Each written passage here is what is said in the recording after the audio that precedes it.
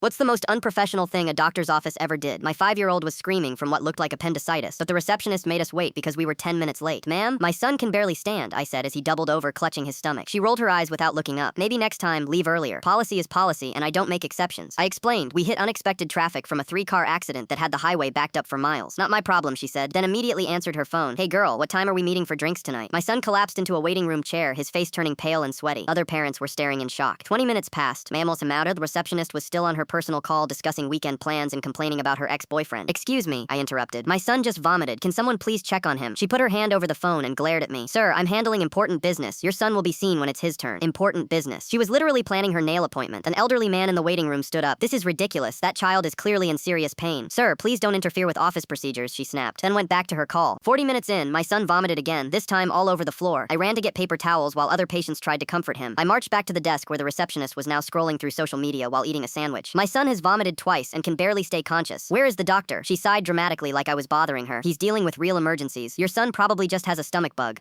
You're not qualified to make that diagnosis, I said, my voice rising. Actually, sir, I've worked here for 6 months, so I know what I'm talking about, she replied smugly. 6 months. This woman thought 6 months of answering phones made her a medical expert. My son was now lying across 3 chairs, barely responsive. His lips were starting to turn blue. That's when a nurse walked through the waiting room, took one look at my son, and immediately rushed over. Oh my God, how long has he been like this? She asked, checking his pulse. Over an hour, I said. She wouldn't let us see anyone. The nurse's face went white with anger. She called 911 behind the front desk. Within minutes, paramedics were rushing through the door. This child is in critical condition, the lead paramedic said. How long has he been symptomatic? About 4 hours total, but they made us wait over an hour here, I explained. They loaded my son into the ambulance and rushed him to the children's hospital. At the ER, they immediately took him into surgery. The surgeon came out 2 hours later looking grim. His appendix burst about 30 minutes ago. The infection was spreading rapidly. If you'd waited even another hour, we might have lost him. My world stopped. My son almost died because some receptionist thought her lunch was more important than his life. 3 days later, I returned to that doctor's office with my lawyer and a reporter from the local news station. The same receptionist was at her desk, painting her nails during work hours. She looked up and smiled cheerfully. Oh hi, how can I help you today? You can explain to Channel 7 News why you nearly let my son die while you were planning your weekend and doing your nails, I said as the camera started rolling. Her face went completely white. The nail polish brush dropped from her hand. I was just following protocol, she stammered, realizing she was being filmed. Your protocol was ignoring a dying child while you chatted about drinks and painted your nails, the reporter said. The story aired that evening, showing security footage of her on personal calls and doing her nails while my son suffered in the waiting room. The office received hundreds of angry calls. Their Google reviews dropped to 1 star overnight. Within a month, the practice closed permanently. The doctor lost his license for failing to supervise his staff properly. The receptionist now works at a gas station downtown. Every time I stop for coffee, she can't even make eye contact. Sometimes karma works faster than you think.